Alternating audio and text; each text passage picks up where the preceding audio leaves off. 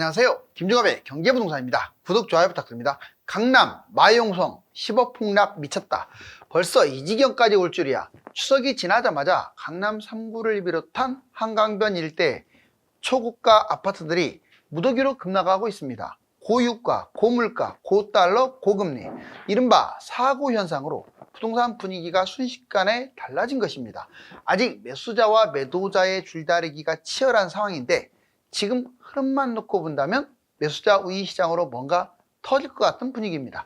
유료 상담과 010-2616-6276 제가 직접 매수 타이밍과 입지를 추천해 드립니다. 일시적 조정 장세, 상담은 빠를수록 좋습니다. 지금 바로 전화 주십시오. 강남 마용성 10억 폭락 미쳤다. 벌써 이 지경까지 올 줄이야. 지금 아주 시뻘건 곳들이 이제 파란 파도가 몰아치고 있습니다. 상황이 미친 듯 심각하죠. 자, 부동산 위기 또 시작됐는데, 자, 지금 잘 가다가 또 주춤하다가 잘 가다가 주춤하다가 그랬는데 이제 주춤을 할 거냐 아니면 추락을 할 거냐. 부동산 또 위기. 자, 네 가지 고물가, 고금리, 고유가, 고달러, 바로 이 네 가지가 갑자기 지금 급등하게 됐어요. 이거 끝나면 이제 강남권하고 마용성 실제 사례를 한번 볼 거예요. 얼마나 빠졌는지. 여기 보시면 고물가, 한국 소비자 물가 2.32, 3.7로 뛰었죠. 미국은 이번 달 아직 안 나왔는데 3.02, 3.7로 올라간 바 있습니다. 오히려 물가가 지금 떨어져도 시원치 않은데 올라가고 있어요. 원인, 바로 유가도 뛰고 추석 연휴도 있었고 또 시장 상황이 불확실성이 많다 보니까 바로 이런 것들이 물가를 끌어올린 거예요. 전망을 보면 연말까지는 그래도 조금씩 이제 하락하지 않을까라고 판단을 하는데 유가가 변수입니다. 자, 고금리 볼까요? 미국 기준금리 지금 추가 인상이 거의 유력시 되고 있어요. 사실상 끝난 줄 알았는데 모기지가 지금 8%까지 치솟았습니다. 계속 신기록 행진이죠. 한국 금리 변동 요인, 우리나라도 이제 금리 인상 아예 생각도 안 했었는데 이게 조금 지금 나오고 있습니다. 왜냐? 미국 금리가 계속 올라가고 있고 더군다나 물가가 역으로 지금 뛰고 있잖아요. 내려가야 하는데 대출 금리가 무려 4에서 7%입니다. 평균 이제 주담대를 받더라도 5%까지 치고 올라왔어요. 집값에 상당한 부담을 주죠. 이번에는 고유가 배럴당 90에서 95달러에서 100달러 돌파도 가능하다. 물론 지금 80달러대로 떨어지긴 했지만 지금 큰 틀에서는 구조가 바뀌지 않은 한은 또 올라갈 겁니다. 100달러인데 150달러를 돌파할 거다는 사람들도 나오잖아요. 원인, 러시아 사우디가 감산했는데 여기에 미국마저도 소극적으로 대처하는 바람에 그래요. 자, 고유가가 고물가, 기름을 붓고 고물가는 고금리를 필연적으로 이야기해서 이 순서대로 악화가 되니까 유가가 계속 뛰는 것은 아주 안 좋은 거예요. 자, 이제 달러 1달러가 1353원 상당히 많이 올라왔네요. 전고점 1450을 위협할 정도예요. 원인, 지금 경제가 불안하니까 그래요. 그리고 한미 금리차, 기준금리 차가 너무 심하고 그러다 보니까 지금 외국인들이 주식을 계속 팔아제끼고 있잖아요. 외화 유출. 자, 물가와 금리가 안정되면 달러는 곧바로 하락세로 전환되겠죠. 지금은 이 네 개가 강세를 띠고 있다 보니까 문제가 됐어요. 자, 이제 강남 마용성 집값 폭락, 정말 호가는 10억 이상 하락했는데 실질적 가격도 지금 8월보다는 9월이 더 하락한 상황입니다. 강남구 볼까요? 자, 여기 그래프 보니까 쭉 올라갔다가 자, 여기 거래되고 이렇게 거래되고 딴딴딴 바닥 쳤네요. 완전히 보니까 26억 2천 됐던 게 23억 8천. 오, 거의 3억 가까이 떨어졌죠. 수서에 있는 강남 더샵 포레스타, 자 40평대. 그 다음에 파크리오 볼까요? 송파구 파크리오는 자 32평짜리 봤더니 어유 정말 거리랑 맞네요. 꼭지 찍고 내려가다가 쭉 올라가는 듯 하더니 쭉 떨어졌어요. 이렇게 얘가 알고 봤더니 23.3억이 19억까지 무려 4억 3천이나 떨어진 거죠. 그 다음에 마포구 도화 3지구 우성을 볼까요? 쭉 올라갔다가 자 여기서 보시면 거래가 제일 밑에 된 거 보이죠? 자, 15억짜리가 13.8억.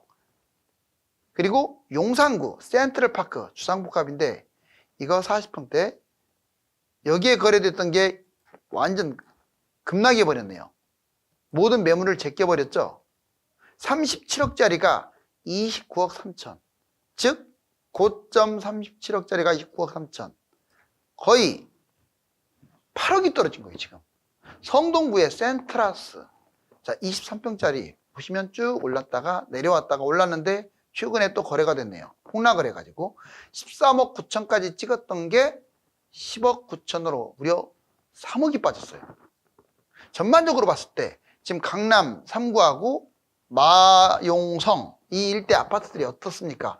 고가 아파트들이 많이 추락했는데 특히 일부 단지들의 매물은 10억 단위로 막 떨어지고 있습니다.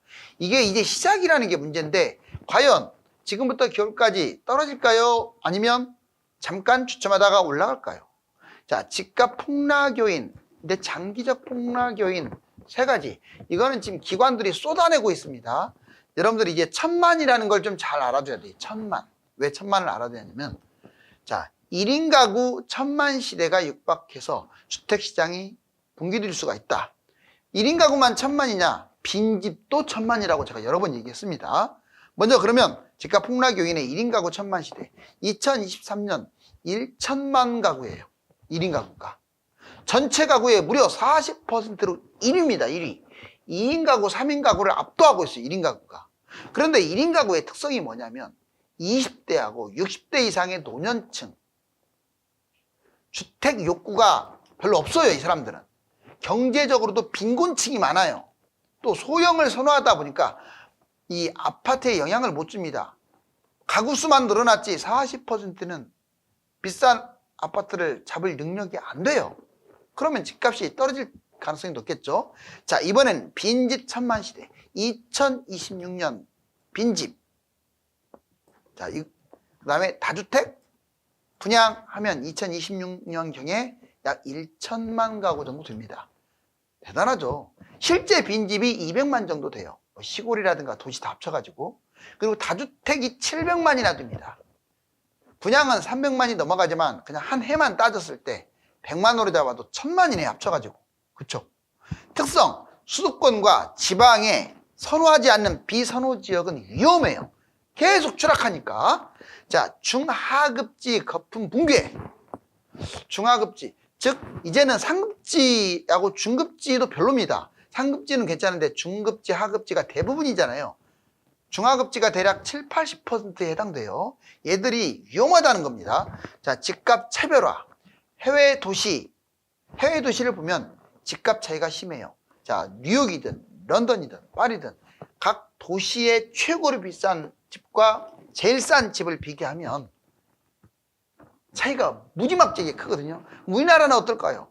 우리나라 최상위 집하고 최하위 집, 서울에서 말하는 거예요. 서울에서 차이가 별로 안 납니다. 강남하고 강북하고 가격 차이가 많이 나는데 왜 안 나냐? 다른 나라 도시보다 안 난다 이 말이에요. 물론 거품은 전반적으로 심한데 그러면 무슨 말씀을 드리려고 하냐면 자, 비싼 집들은 더 뛸 가능성이 크고요. 지금 싸다고 본인들이 착각하는 집들은 더 떨어질 가능성이 크다 이거예요. 왜? 이 차이가 다른 나라보다 덜 나기 때문에.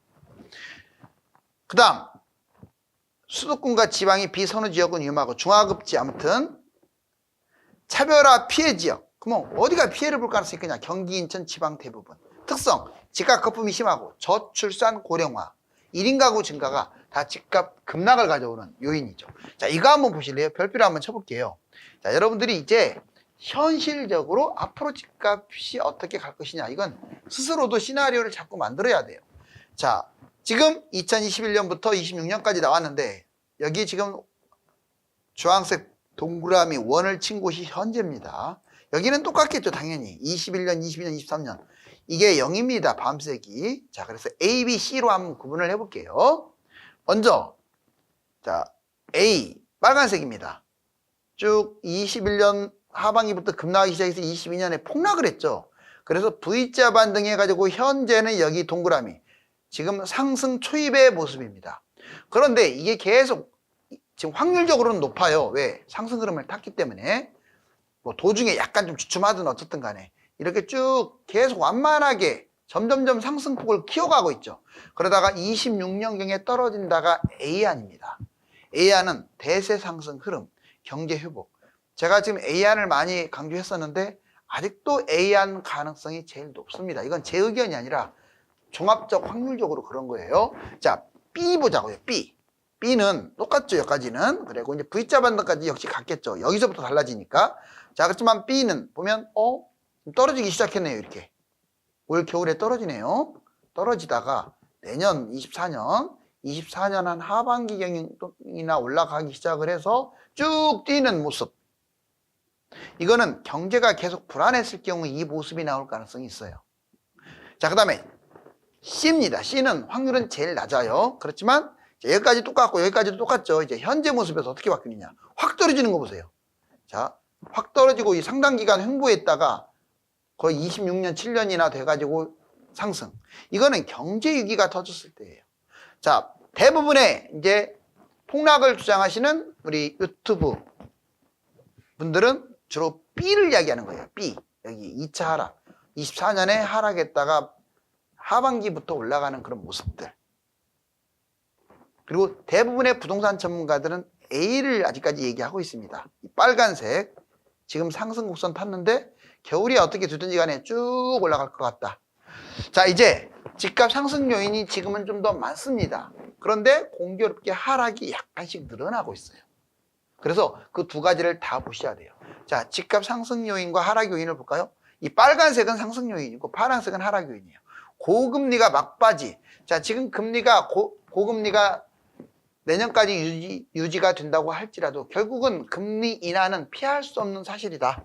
그래서 24년의 금리 인하, 이게 선행으로 가기 때문에 집값이 뛸 것이다. 두 번째, 대출 완화가 지속된다. 정부는 지금 집값을 잡을 생각이 1도 없습니다. 당연히 특례 보금자리를 좀 변형은 시켰을지 몰라도 대출을 아주 강하게 옥죄지는 않을 거예요. 무주택자, 다주택자 대출이 비교적 수월한 상황입니다. 세 번째, 주요 지표가 아직은 상승 쪽이에요. 자, 실거래라든가 분양이라든가, 분양도 경쟁률 치열하잖아요. 거래량이라든가, 그리고 뭐 여러 가지 지표들 많죠. 뭐 전세가라든가 이런 모든 지표들이 아직은 긍정적인 요인이 많아서 집값 상승에 영향을 주고 있습니다. 그리고 해외 집값 상승, 특히 미국, 캐나다, 호주 쌍둥이처럼 가는 이 해외 집값들이 뛰고 있기 때문에 우리나라가 연동할 가능성이 커요. 그런데 이제 하락 요인은 경제가 상당히 지금 불안합니다. 이게 올 가을에 끝나지 않고 내년까지 이어질 수도 있어요. 자, 물가, 금리, 유가, 달러. 자, 사고 현상이 지속되고 있습니다. 잘못하면 스태그플레이션에 빠질 수도 있어요. 자, 부동산 거품. 무엇보다도 우리나라 집값 전체는 싼 게 아니에요. 국민소득 대비 우리나라 집값이 비싼 건 맞아요. 아까 고가 아파트와 저가 아파트 차별화도 별로 안 돼 있는데 전체 집값도 비싼 편이다. 자, 소득 대비 집값 PIR 너무 크죠? 그럼 대출이 지금 너무나 심합니다. 가계 부채가 심하다 이 말이에요. 연체일도 심해서 지금 맨날 은행권 문제 또는 소상공인 문제, 가계부채 매일 떠들어대고 있잖아요. 경제도 지금 좋지 않고 바로 이 두 가지는 하락 요인입니다. 자, 이제 상승 요인이 더 넓어질 것인지 하락 요인이 더 넓어질 것인지는 좀 봐야겠죠. 자, 미국 모기지 8%까지, 한국 대출 7%까지. 여기 보시면 예전에 이게 2000년이에요. 되게 높았었네요. 미국 금리가 8포인트, 8.5포인트까지 갔었는데 미국이 단 한 번도 8% 근처에 온 적이 없어요. 거의 20년 동안 이렇게 계단식으로 내려가다가 이번에 코로나 이후에 자, 긴축 발작하면서 여기 보세요. 지금 거의 7.5, 8까지 다 왔죠. 지금 23년 이래 최고입니다. 영끌족들 어쩌나. 자, 이제 시중은행, 우리나라를 볼까요? 우리나라 예금 금리가 4포인트대를 다 넘어섰어요. 5대 은행이 예금을 4포인트대로 준다는 것은 대출 금리를 끌어올리겠다는 뜻이에요. 여기 보시면 주택담보대출 연 4.3부터 6.09까지. 근데 9월달 와서 4.24에서 6.43 더 올라갔네요. 상단이. 7포인트에 육박합니다. 신용대출은 더 높죠? 자, 이제 1인 가구 비중이 무려 40%. 부동산 폐업도 속출하고 있어요. 2021년 1인 가구 보시면 39.2였는데, 자, 21년에는 40.1. 지금 23년이기 때문에 더 늘어났을 거예요. 그래서 936만이었는데 21년에 지금은 1000만 돌파를 한 거예요. 자, 이제 그 많던 부동산 문 닫고 있습니다. 왜 문 닫을까요? 거래량이 적고. 장사가 안 되니까 그렇겠죠. 중개소 사장님들이. 신규가 8,768개였는데 폐업은 9,582개로 더 많아요. 아울러 휴업도 931개나 돼요. 전반적으로 1월부터 8월까지 가면 갈수록 지금 신규가 줄어들고 있죠. 그 반면에 폐업은 늘어나고 있죠. 지금 부동산 경기가 좋은 것은 아니라는 거죠. 100달러 간다더니 국제유가 하루새에 5% 폭락. 자, 여기 아무튼 유가가 이만큼 갔다가 쭉 떨어졌네요. 그렇지만 큰 줄기상으로 또 올라갈 가능성이 높아요, 지금. WTI, 서부 텍사스주하고 브렌트유가 지금 같은 모양을 보이고 있습니다.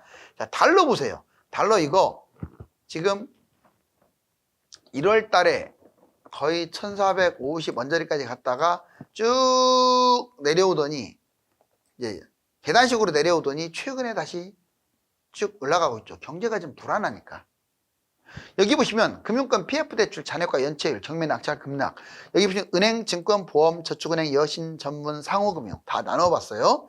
은행은 지금 연체율도 0.23% 그리고 대출 잔액이 1조 4천억으로 늘어났어요.